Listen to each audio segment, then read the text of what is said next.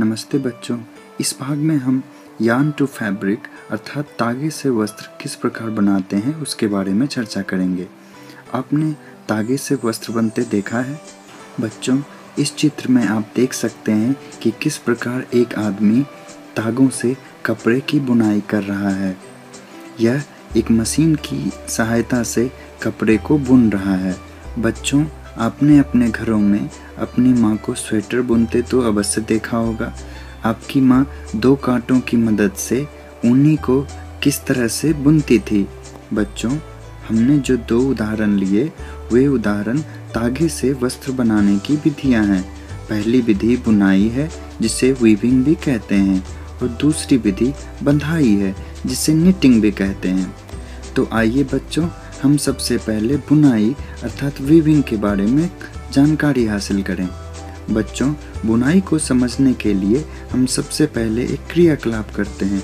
इस क्रियाकलाप में आपको कुछ रिबन की आवश्यकता पड़ेगी। यहाँ पर बच्चों हमने कुछ अलग अलग रंगों के रिबन लिए हैं। इस रिबन की मदद से हम बुनने की क्रिया को समझेंगे। अब बच्चों, हमने जो रिबन लिए थे उनमें से हम कुछ रिबन के टुकड़े काट लेते हैं जो कि अलग अलग रंगों के हों।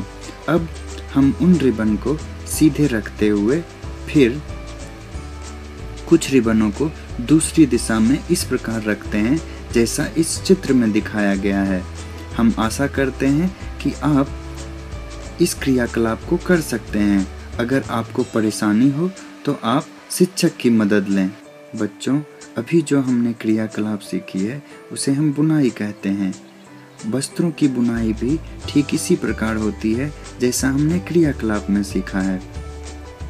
वस्त्रों की बुनाई के वक्त तागे एक दूसरे के इतने नज़दीक होते हैं कि उन दोनों के बीच कोई दूरी ना के समान होती है। बच्चों, पुराने ज़माने में तागे से वस्त्रों को बनाने में जिस यंत्र का प्रयोग किया जाता था उसे हम हथकरघा कहते हैं। हथकरघा हाथ से चलने वाली मशीन होती है, इसीलिए इसे हथकरघा कहते हैं।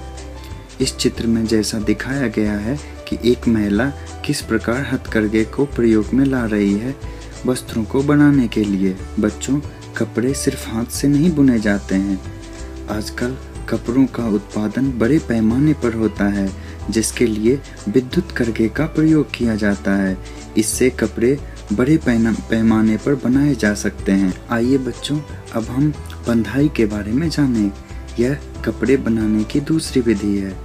तो क्या कभी आपने यह ध्यान से देखा है कि स्वेटर किस प्रकार बुने जाते हैं? इसकी बुनाई में सिर्फ एक ऊनी के धागे का उपयोग किया जाता है। बच्चों, क्या कभी आपने फटे हुए मोजे एवं किसी स्वेटर के एक धागे को खींचकर देखा है? जब आप ऐसा करते हैं तब क्या होता है? जब आप ऐसा करेंगे तो पाएंगे कि एक धागा लगातार खींचता चला जाता है तथा वस्त्र उघड़ता चला जाता है। मोजे और बहुत सी अन्य पहनने की वस्तुएं ऐसी बुनाई द्वारा बने वस्त्रों से बनाई जाती है। इस प्रकार की बुनाई हाथों से तथा मशीनों द्वारा भी की जाती है। अतः बच्चों, इस भाग में हमने क्या सीखा? इस भाग में हमने तागे से वस्त्र बनाने की 2 विधियाँ सीखी। पहली विधि बुनाई और दूसरी विधि बंधाई। मैं आशा करता हूँ कि यह आपको बहुत पसंद आई होगी। बच्चों, आप अपने सुझाव एवं प्रश्न हमें ईमेल कर सकते हैं। फिर मिलेंगे अगली कड़ी में। तब तक के लिए नमस्कार।